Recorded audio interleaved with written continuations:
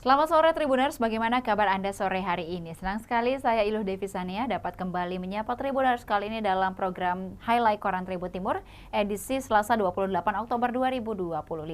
Beragam berita menarik tersaji untuk Anda dalam koran edisi hari ini dan beberapa halaman diantaranya akan kami highlight dalam tayangan berikut ini. Tribuners, kita awali dengan halaman utama Koran Tribun Timur dengan headline berita Pemkab minta Pemprov batasi izin tambang galian C. Disebut penyebab banjir baru yang menggenangi Jalan Trans Sulawesi. Pemerintah Kabupaten Baru meminta Pemprov Sulsel tinjau ulang dan batasi izin tambang galian C di wilayahnya. Aktivitas tambang lokal yang kian masif penyebab banjir baru menggenangi Jalan Trans Sulawesi Makassar Parepare. Arus lalu lintas sempat terganggu akibat banjir melanda dua kecamatan, Malusetasi dan Baru sejak Minggu 26 Oktober 2025 malam.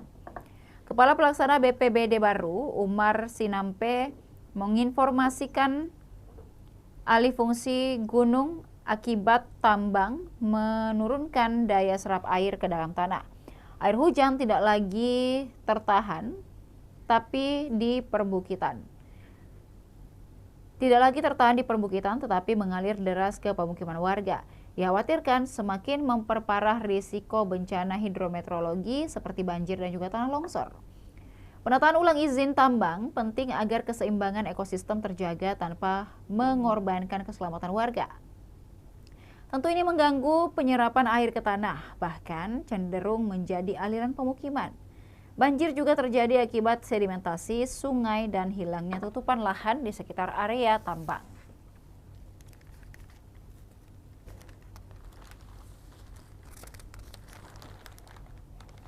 Kemudian pemerintah daerah bersama dengan instansi terkait kini tengah melakukan evaluasi menyeluruh terhadap dampak tambang galian C sambil menyiapkan langkah penertiban bagi tambang melanggar aturan lingkungan. Menanggapi itu, Kepala BPBD Sulsel Amson Padolo mengaku tambang galian C bisa saja menjadi penyebab banjir. Kajian-kajian teman-teman BPBD di Kabupaten Baru memang kemungkinan itu bisa saja terjadi, kata Amson Padolo. Banjir melanda Kecamatan Malusetasi dan Kecamatan Baru sejak Minggu malam 26 Oktober 2025 sekira pukul 21 WITA. Air setinggi sekitar 50 cm atau setinggi betis orang dewasa menggenangi pemukiman warga serta Jalan Trans Sulawesi hingga memutus arus lalu lintas. Antrean kendaraan mengular dan juga beberapa pengendara sepeda motor nekat menerobos banjir bahkan mengalami mati mesin dan terpaksa mendorong kendaraannya. Warga setempat bernama Rafli mengatakan kendaraan baru bisa bergerak perlahan sekira pukul 2.00 WITA pada Senin 27 Oktober 2025. Beberapa rumah warga sempat terendam meski mayoritas aman karena berbentuk rumah panggung. Kepala Pelaksana BPBD Baru, Umar Sinampe mengatakan alih fungsi gunung akibat aktivitas tambang menurunkan daya serap air ke dalam tanah. Akibatnya air hujan mengalir ke pemukiman warga dan badan jalan. Kemudian Kepala BPBD Sulsel Amson Padolo mengaku tambang galian C berpotensi menjadi penyebab banjir. Dalam proyek pertambangan, galian C tidak termasuk komoditas strategis maupun vital. Galian C merujuk pada galian batuan seperti pasir uruk, kemudian tanah uruk, andesit, tanah liat, kerikil, dan sejenisnya. Berbeda dengan galian A, merupakan komoditas strategis seperti minyak bumi, gas alam, batu bara, timah, dan nikel. Berdasarkan perakiraan BMKG, wilayah baru di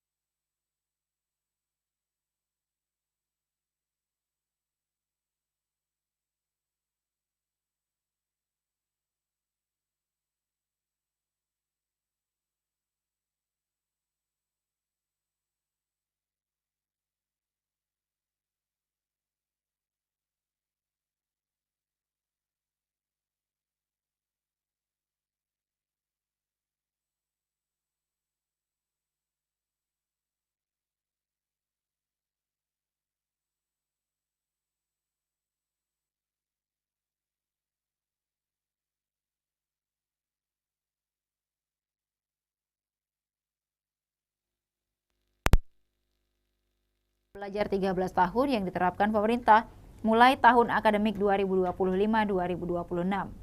Dengan aturan baru ini, masa wajib belajar sebelumnya 12 tahun ditambah 1 tahun di tingkat PAUD sebelum melanjutkan ke jenjang pendidikan dasar hingga ke jenjang pendidikan menengah atas.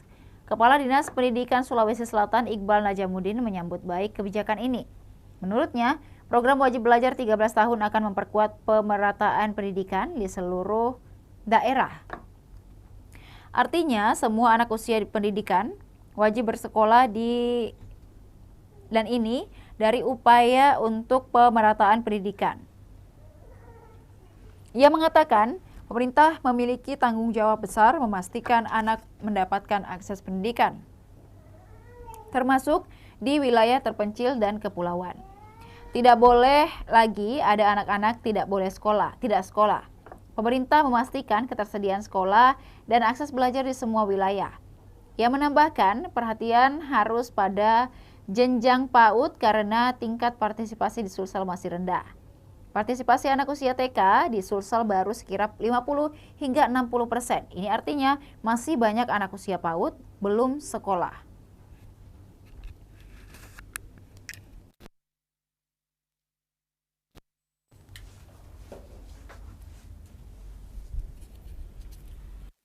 Kemudian ia menambahkan perhatian harus fokus pada jenjang PAUD karena tingkat partisipasi di Sulsel masih rendah.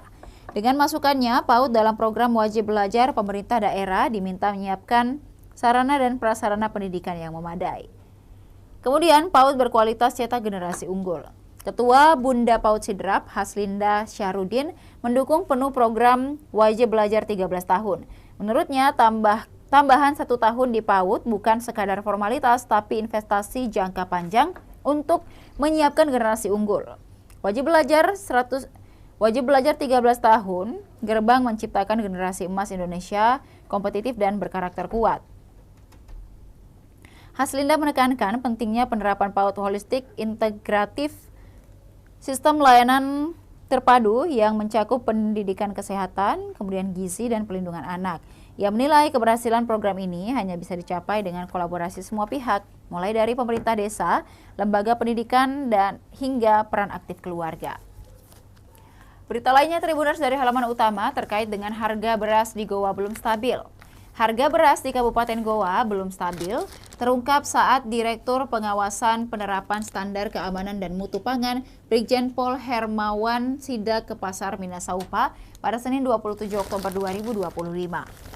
Sidak dilakukan bersama dengan Perum Bulog Makassar, Disperindak Goa, dan juga personel Tipiter Polres Goa untuk memastikan harga beras sesuai dengan ketentuan harga eceran tertinggi dari pemerintah. Dari hasil pantauan, harga beras premium dijual 14.900 per kilogramnya, sementara medium 13.500 dan beras program SPHP 12.500. Angka tersebut mendekati harga ecer tertinggi yang ditetapkan pemerintah, yakni 14.000 untuk premium dan 13.000 untuk medium. Ia menegaskan, pedagang yang menjual di atas harga eceran tertinggi akan diberikan teguran tertulis. Jika dalam 2 minggu tidak ada perubahan harga, izin usahanya bisa dicabut. Hermawan menyebut fluktuasi harga dipicu penyesuaian harga gabah di tingkat petani yang naik dari 5.500 menjadi 6.500 per kilogram. Kenaikan ini terdampak langsung pada harga beras premium dan juga medium di pasaran. Meski begitu, ia memastikan stok beras di Sulawesi Selatan aman. Cadangan beras pemerintah di Bulog masih cukup dan ditambah produksi dari daerah penghasil seperti Sidrap, katanya. Pihaknya juga mengambil sampel beras premium untuk pemeriksaan mutu yang akan berlangsung sekitar 14 hari. Sementara Kepala Pasar Minasaupa, Zainuddin Langke, mengatakan pihaknya terus memantau agar harga tetap terkendali.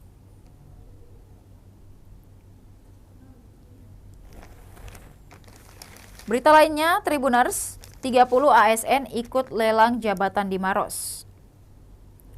30 aparatur sipil negara ikut seleksi terbuka jabatan pimpinan tertinggi Pratama di Maros. Kepala BKPSDM Maros Andi Sri Wahyuni AB mengatakan pendaftaran sudah ditutup dan tidak diperpanjang. Tidak ada perpanjangan, semua jabatan sudah memenuhi jumlah minimal pendaftaran.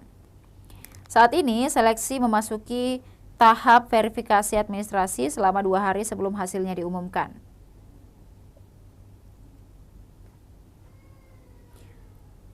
Setelah verifikasi, baru diumumkan siapa yang lolos dan berhak ke tahap berikutnya.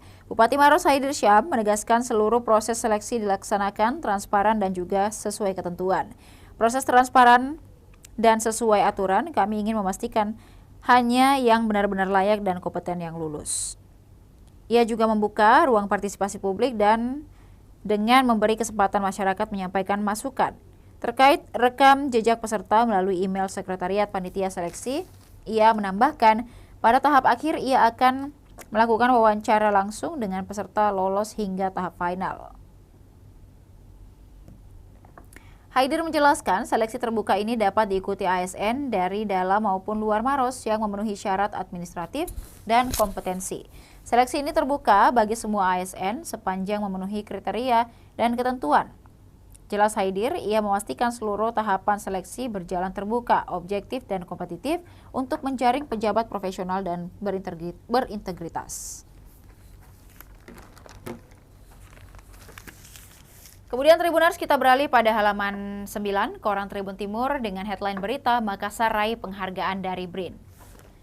Pemerintah Kota Makassar torehkan prestasi membanggakan di tingkat nasional. Makassar meraih penghargaan apresiasi BRIDA atau Baperida pada Optimal 2025 untuk kategori peran BRIDA dalam optimalisasi potensi dan juga penyelesaian permasalahan daerah.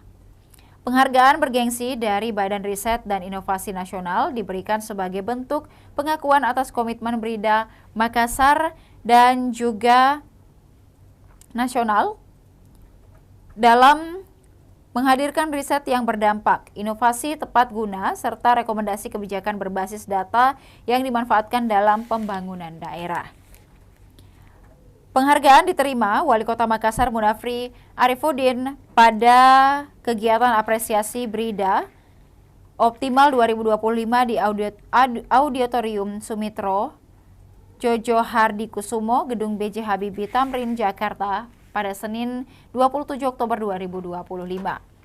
BRIN mengevaluasi berbasis kinerja terhadap BRIDA dan Baperida seluruh Indonesia dengan menitikberatkan pada 2 indikator utama, yakni perumusan kajian kebijakan yang dimanfaatkan dan juga peran BRIDA dalam optimalisasi potensi serta penyelesaian masalah daerah. Hasil evaluasi nasional sebanyak 39 BRIDA di tingkat provinsi, kabupaten, dan kota layak menerima apresiasi ini. Makassar satu-satunya wakil dari Sulawesi Selatan masuk daftar penerima penghargaan bergengsi tersebut. Di halaman 9, Munafri Arifuddin mengatakan penghargaan merupakan bentuk pengakuan terhadap pemanfaatan kajian riset dalam mendukung pembangunan daerah berbasis data dan juga solusi. Penghargaan tersebut diberikan karena Makassar berhasil memanfaatkan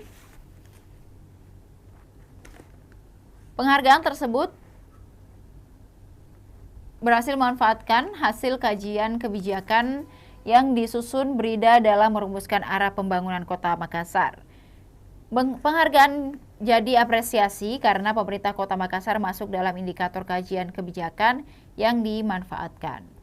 Mantan bos PSM itu juga menegaskan komitmen pemerintah daerah untuk terus memperkuat peran riset dan inovasi dalam pembangunan ke depan. Kita berharap ke depannya BRIDA akan semakin produktif menghadirkan kajian yang memberikan manfaat nyata bagi pembangunan Kota Makassar dan seluruh masyarakat, jelas Munafri. Kemudian Tribuners, berita lainnya terkait dengan bukti kebijakan berbasis riset, masih terkait dengan penghargaan dari BRIN. Daerah penerima penghargaan untuk indikator kajian kebijakan berbasis bukti meliputi 4 provinsi, 5 kabupaten dan 3 kota, yakni Makassar, Provinsi Jawa Tengah, Kalimantan Tengah, Kalimantan Timur, Papua Barat, Kabupaten Bandung, Klungkung, Minahasa Utara, Pacitan, Tuban, Semarang, dan Surakarta. Deputi Bidang Riset dan Inovasi Daerah BRIN, Yopi, mengatakan untuk penilaian keberhasilan daerah mengintegrasikan riset dan juga inovasi dalam pembangunan berbasis bukti ilmiah di Indonesia. BRIN ingin memastikan bahwa kebijakan pembangunan di daerah didasarkan pada bukti ilmiah, data dan hasil kajian yang dapat dipertanggungjawabkan. Apresiasi ini bukan sekadar penghargaan, tetapi wujud pengakuan atas peran penting BRIDA dan Bapperida sebagai ujung tombak inovasi daerah. Berita lainnya Tribuners dari halaman 9 terkait dengan 230 siswa SMPIT dan SMKIT Ibnul Qayyim ikut pesantren kilat. Sebanyak 230 siswa SMPIT dan SMKIT Ibnul Qayyim Makassar ikut pesantren kilat 23 hingga 25 Oktober 2025. Kegiatan bertema tingkatkan iman, muhasabah diri dan raih ridho ilahi diikuti 35 guru dan pegawai sebagai pembimbing. Kepala Sekolah SMPIT Ibnul Qayyim Arif Rahman Syarif mengatakan tema kegiatan bukan sekadar rangkaian kata indah, melainkan ajakan untuk memperbaiki diri. Siswa juga berpartisipasi dalam kegiatan bakti sosial di lingkungan sekitar sekolah, serta memasak bersama sebagai bentuk kebersamaan. Pesantren kilat menghadirkan pemateri inspiratif dengan topik yang relevan bagi generasi muda. Ustaz Adi Faisal membawakan materi menjadi generasi Qurani yang unggul di zaman modern. Ustaz Irfan menyampaikan pesan tentang cinta Allah, cinta Al-Quran, dan cinta negeri. Dan Ustazah Sania mengangkat isu aktual bertajuk Brain Rot, lemah otak akibat kecanduan gadget, yang menggugah kesadaran para siswa untuk bijak dalam bermedia digital. Di sela-sela materi, ada ice breaking dan games yang menyenangkan. Berita lainnya Tribuners dari halaman 9 terkait dengan ACRS 2025 hadirkan ilmuwan 17 negara. Kota Makassar akan menjadi pusat perhatian komunitas sains global selama 5 hari dari 27 hingga 31 Oktober 2025. Ibu kota Sulawesi Selatan ini jadi tuan rumah the 46th Asian Conference on Remote Sensing atau ACRS 2025 di Hotel Derindra, Jalan Metro Tanjung Bunga. Usung tema Harnessing Remote Sensing for Global Sustainability and Innovation. Konferensi ini menegaskan peran teknologi observasi bumi sebagai alat penting menghadapi tantangan kemanusiaan dan lingkungan. ACRS bukan sekadar pertemuan rutin, melainkan juga kolaborasi regional berlangsung sejak 1980 di bawah ASEAN Association and Remote Sensing. Ini kali ketiga Indonesia menjadi tuan rumah setelah Jakarta 1987 dan Bali 2013. Kepercayaan ini menunjukkan pengakuan terhadap peran Indonesia khususnya melalui masyarakat ahli penginderaan jauh Indonesia dalam memajukan ilmu geospasial. Teknologi penginderaan jauh memanfaatkan citra satelit dan sensor canggih untuk memetakan ataupun juga memantau dan menganalisis permukaan bumi. Aplikasinya luas, mulai dari prediksi bencana, kemudian juga pengelolaan hutan dan laut, hingga tata ruang kota. Flyer resmi ACRS 2025 menampilkan daftar pembicara kunci internasional dan topik utama akan dibahas, menegaskan perannya sebagai konferensi terkemuka di Asia yang fokus pada keberlanjutan global atau SDGs. Konferensi diikuti lebih dari 3.000 peserta dari 17 negara, termasuk tokoh-tokoh kunci pengembangan teknologi remote sensing dan geospasial. Dan Tribuners, masih ada beragam berita menarik tersaji untuk Anda dalam koran edisi hari ini. Bagi Tribuners yang tertarik untuk membaca secara keseluruhan, dapatkan koran Tribun Timur di agen-agen terdekat. Dan untuk berlangganan 1 bulan Rp80.000 dan juga 1 tahun Rp1.000.000. Tribuners dapat menghubungi hotline subscriber di bawah ini dengan nomor 0411-811-5500 ataupun juga di Tribun Family Card dengan nomor 081141135555. Demikian highlight Koran Tribun Timur edisi hari ini. Dan jangan lupa juga untuk saksikan program dan berita menarik lainnya hanya di kanal YouTube dan Facebook Tribun Timur, mata lokal menjangkau Indonesia. Saya Ilu Devi Sania beserta seluruh kerabat kerja pamit undur diri. Terima kasih dan sampai jumpa. Di setiap kilau cahaya listrik yang menyala, ada semangat para pahlawan yang hidup di dalamnya. Di momentum Hari Pahlawan ini, PLN terus melanjutkan perjuangan bukan dengan senjata, tapi dengan karya dan pengabdian untuk negeri. Dari kota hingga pelosok desa, PLN hadir menerangi setiap langkah bangsa, mewujudkan sistem kelistrikan yang merata dan berkeadilan. Melalui program Inspiring Sri Kandi Women Support Women, Sri Kandi PLN WIP Sulawesi menghadirkan dukungan nyata bagi pelaku usaha mikro di Makassar, Poklasar, Madara Food, khususnya mereka yang berperan sebagai ibu sekaligus tulang punggung keluarga. Program ini menjadi wujud kepedulian PLN terhadap penguatan kapasitas UMK, sekaligus bagian dari komitmen sosial perusahaan dalam mendukung pemberdayaan perempuan. Download Tribun X sekarang, menghadirkan lokal menjadi Indonesia.